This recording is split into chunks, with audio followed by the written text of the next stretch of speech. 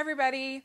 So today I am finally giving you my Pixar rankings, and this is something that I wanted to do when Inside Out came out, but I just hadn't finished all my reviews. I just posted my review of Monsters University on my blog. That was the last one that I had to do, so you'll want to check that out. I reviewed all the shorts and the feature films, and I really enjoyed doing it. They're just masterpiece after masterpiece after masterpiece. Even the films that other people are more mixed on, I enjoy. Number 15, I have Brave. And I like Brave. I do. I enjoy watching it. I like the relationship between the mother and the daughter and the way they grow and the way they learn about kind of each other's strengths. I think that's great. But I just don't feel like it necessarily delivers what it promises in the first 15 minutes, which are so strong. And it's supposed to be a legend. It's supposed to be this epic story, and it really turns into this sort of domestic mother-daughter movie. And it needed a strong villain, I think, to pull off that kind of story, the kind of legend story they were trying to do. Number 14 on my list is Cars 2. I know this would be the bottom for most people, but I actually don't mind Cars 2. I don't mind watching it. I think it's kind of a fun homage to spy movies. The Cars worlds are so nutty that I get why they're not everyone's cup of tea, but if you can kind of just buy into it, then I think there's a lot to enjoy. I mean, the only reason, in some ways, I like Cars 2 better than the original Cars because it has more energy. I think it's faster paced, and I'm just sort of more interested in a spy movie than the slower original film.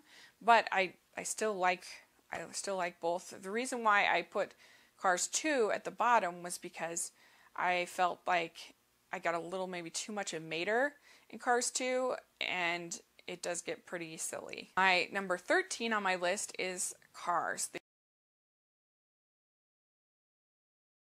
original Cars movie, and I think this movie has a really nice message about Main Street, USA. I think the animation's beautiful, but I do find that it is a little bit slow, and especially this last watch through, I was surprised how kind of bored I was for the middle section. Number 12 on my list is Bug's Life. And Bug's Life is a lot of fun. I really enjoy watching it. It's got a great villain. I like the vocal performances. I like the characters. But I think it's just a little bit of a predictable story that we've heard a lot of times, sort of the misfit, not fitting in, and eventually being accepted into the tribe. So that's the only reason I would fault it, but very enjoyable, underrated Pixar film. Number 11 on my list is Monsters University. And I really like this movie for the character of Mike. I learned such a unique lesson for a children's film. Most children's films are about achieving your dream and going for it, and you can do it. Whereas Monsters University is about somebody who doesn't get their dream and works the hardest of anybody else. And in many ways, the person who doesn't work as hard gets that dream, which is a really kind of brave lesson to teach kids, that life doesn't always turn out the way that you think it will. But in the end, Mike finds where he can contribute the most, where he belongs. And so I really love that. I think where it loses a little bit of points for me is in the scare games are just not quite as compelling to me as the parts with Mike. Number 10 on my list is Monsters Incorporated, which I think is a total delight. I love it. I think it's great. I think it has a lovely relationship between Mike and Sully. I like their friendship. I think the ending scenes with the doors and the chase is great. I like the creative world that they set up. I think the vocal performances are really good. The only thing I can really fault it with is I think that Boo is a little bit uber cute sometimes. It can be a little annoying, but I really don't have hardly any faults for it. It's just the fact that I just like 9 other movies a little bit better. Number 9 on my list is Toy Story 2. And Toy Story 2 has so much heart. I love the journey that we see with Jessie and her song and her story. And I think the decision that Woody has to make is a really interesting one on how he wants to be remembered, how he wants to live his life. The only reason it's the lowest for me of the Toy Story movies is because we don't get very much time with the whole troop together, which is probably my favorite, seeing them all interact. So that's the only reason, but it's got a lot of great humor. Number 8 on my list is Toy Story 3. And this is a prison escape movie. I think it's tense, exciting. It completely engrosses me in the story. I think it's got a great villain, very, very scary, and it's intense. I think the ending is pitch perfect. I think it's got a lot of humor with Barbie and Ken, but I guess the only reason it's not my favorite Toy Story movie is just because I think the incinerator scene is very intense for small children. Number 7 on my list is Ratatouille. Ratatouille has one of my favorite Pixar characters in Remy. I like his character because I love characters that feel uncomfortable in their own skin. They don't belong. They don't know what to do, how to make it right. And that's kind of the journey that Remy goes on, where he just doesn't belong with his tribe, with his group of rats. He wants something better. He wants something different.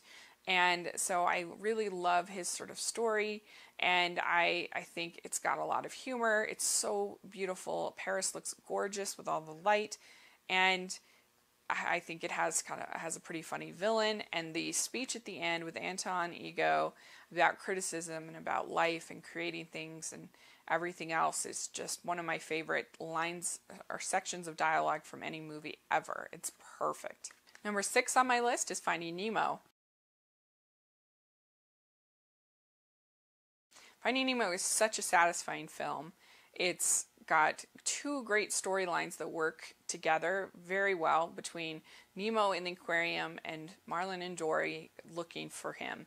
And I think it just works all the way through.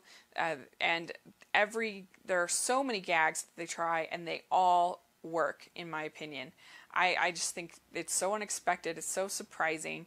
As far as gags like the shark it just still makes me laugh. It's so unexpected, and I like the relationship between Marlin and Dory, and Dory's such a lovely character. So overall, it's just an incredibly satisfying, lovely little movie. Number 5 on my list is WALL-E. WALL-E is the most bold, artistic film that Pixar ever did.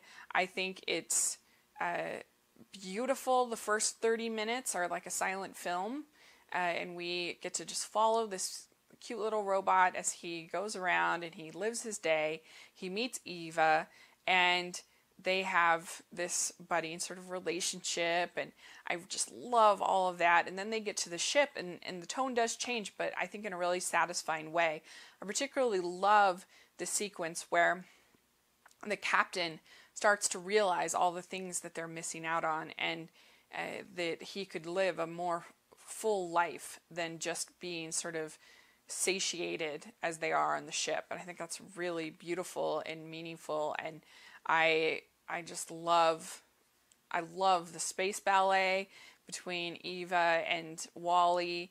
I love like I said, the artistry. It's so beautiful, and I just think it has this great heart. Every time I watch it, I like it more and more and more.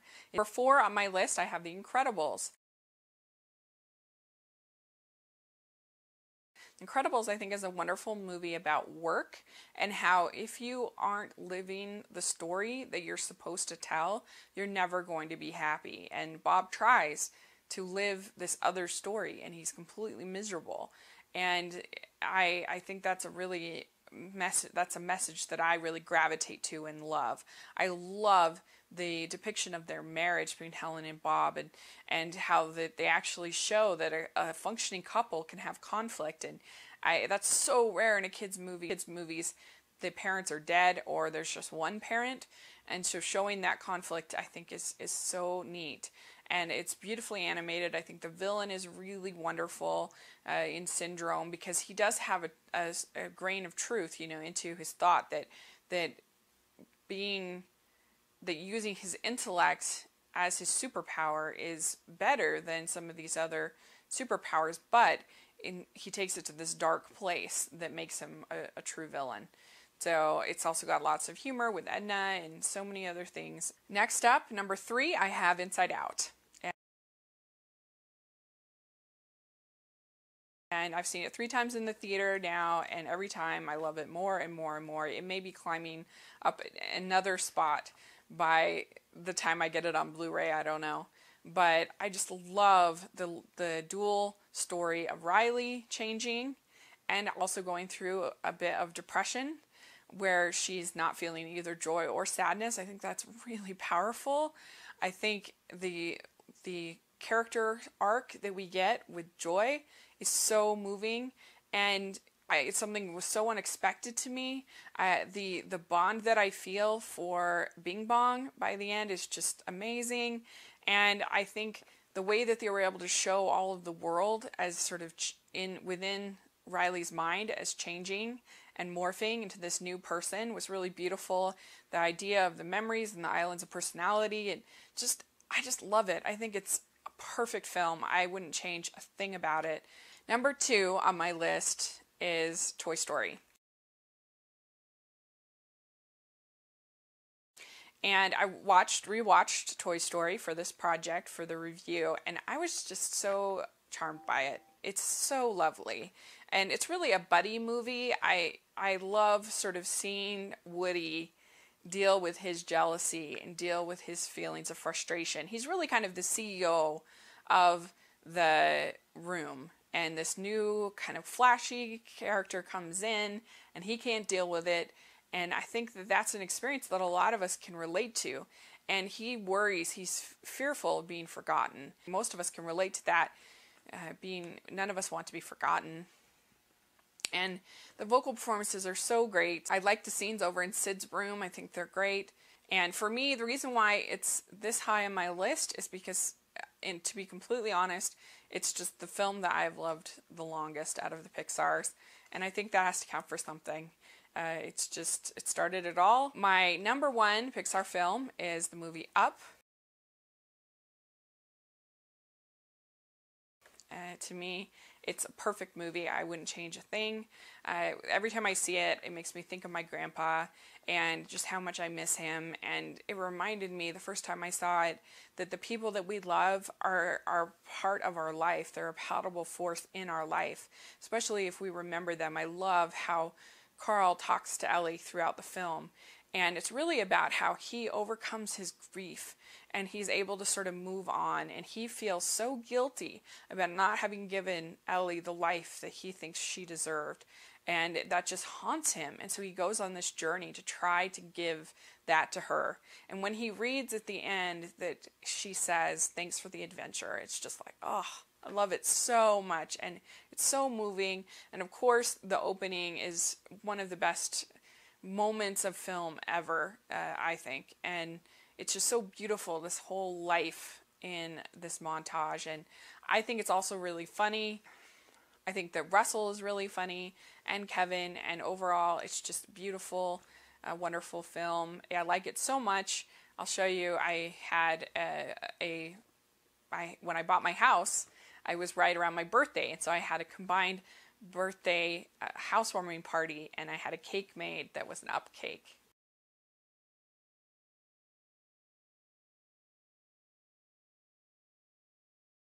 My favorite movie, not just Pixar movie, it's my favorite movie. It's one I could watch every day and never get tired of. I think the music is gorgeous.